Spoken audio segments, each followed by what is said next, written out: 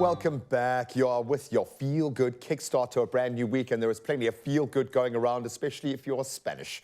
An unforgettable spectacle unfolded across Australia and New Zealand during the FIFA Women's World Cup and celebrating the essence of women's football, which seems to have taken a quantum leap forward this year. And one of those teams that have done the same, Spain, emerged victorious, claiming their inaugural title with a very hard-fought and impressive 1-0 win over the Lionesses of England. In the match, I think the turning point obviously arrived with Olga Carmona's precision strike in the first half, a masterpiece that found its mark beyond Mary Earps, and securing Spain, of course, the triumph on the grandest stage of all in Sydney. And here to chat all about it is sports journalist Manga Zibonele. Manga, woohoo! How's it? Oh, buddy, we were hoping that this final was going to give us something fitting for the tournament. Yes. I didn't want penalties. I mean, penalties are just too nervy and it puts all the pressure on individuals. Yes. We wanted a match to play out in full time, and we got it. Too much pressure on England's shoulder? Was this always Spain's to win? They had so much momentum coming into this. How have you wrapped your head around this final? Well, Graham, I think that was their downfall because, well, everyone bet on them to win, you understand? But yeah, it wasn't to be. And it reminds me, I don't want to take away a women's sport, but it reminds me of 2010 South Africa when Spain won the World Cup. Yeah. So all those memories, they were there in New Zealand, and then Spain won. What a dramatic final.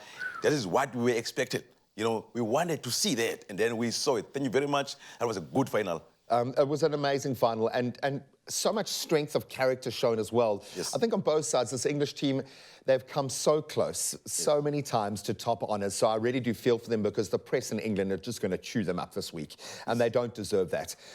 A massive Real Madrid, Carl, a massive Real Madrid connection to the Spanish side. I'm just going to put it out there. But let's talk about Olga Carmona now. Apparently, her father passed away during the World Cup. That's amazing. Captain, my captain, when you need your captain to stand up and not just be the leader, but also deliver the goods, she did that. She has made history. She is going to be remembered for generations. You know, we'll remember every day. It reminds me of Jomo So. No, if I can just take you back to South Africa. I will always go back to South Africa and make it.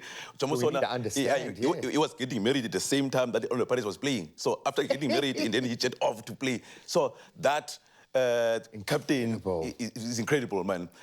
Receiving those bad news and still carry your country to the greener pastures. It was very amazing. And then we should applaud her, and then we should applaud all women in sport, because this month it's been Women's Month, and it's been special. It's been women's sports, from netball to soccer to everything. So, pick up to. I absolutely love it. I keep calling 2023 the year of the woman, because this feels like a significant marker has been laid down in the sand. And when we think of what it means for young Spanish players, those coming through the ranks, to have their teams within the club context doing well, to have their country winning World Cups. When we talk about representation in sport, for the next 10 years, Spanish football is going to be on a different high. How important is it for a team to win a World Cup for the representation, for the development of the sport in that country? Just how big is this for Spain, do you think? Graham, it's very big. And then we should give them whatever credit if we want to give them, because because they did it well. So I think it will inspire young and upcoming female athletes, not only soccer athletes. But across the board. Yes, across the board, because you know, winning a World Cup for the first time after many years, you know, it's incredibly special. So I think that will make Spanish and the world female athletes to rise up and up and up. And obviously you get the financial injection in the structures below that, which is something that we are quite interested in from a South African perspective. Of course. 2027, I'm going to say it, we're going to get the World Cup, we will. Okay, we're going to say it, we will get that World Cup. 2010, Graham, we need that Mandela special. He's no longer around. I don't know. We need somebody who's going to inspire the world that they must bring the World Cup closer to Africa, South Africa, to be very, very politely. But yeah, we'll take it, even if it comes anywhere in Africa, in 2027. And then we've got 4 countries, of which 3 of them, they proceeded to the last 16 of the World Cup. It was very first time in the history. For sure. So they need to bring that World Cup here. We need to have that World Cup here in Africa.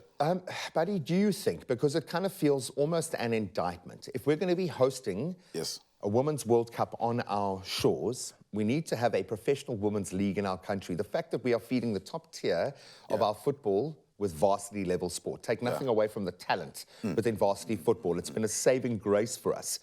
Surely we should have a tournament here, even if it's just a T20 type vibe, 6 teams playing for 3 months. Surely we need to have a professional women's league in South Africa. Yes, and then Graham, we need those teams that are playing in professional football, PSL, they must have a women's team. We cannot have 2 teams out of 16 teams, only 2 who have a women's team. So to do that, we need that professional league, and we need those teams to have their women. We need Kaizer Chiefs. We need sometimes has a team, a female team. We need Kaizer Chiefs. We need all the parties to have those teams. So we need a competitive league so that we know that we are good. So yeah. Look, you know, Patrice has just put down his coffee, eh? He's just gone, okay, I'm going to do it. I'm going to do it. He just put down his coffee, and he is thinking about that league. Patrice, come on, you can do this. You know, you can do this. He's got all the money. No, completely. We need to honour this quantum leap that women's sport has taken. The TV angles are there. The viewership is there on every front. We've seen the stadiums are being filled. We want a little taste of that here in South Africa. Manga, thank you so much for our friend. Maybe Siya Kolisi can be that unicorn to just bring that World Cup, that FIFA Women's World Cup to South African shores. We absolutely love it. But an amazing year for women's sport, capped by one of the best World Cups we've ever seen.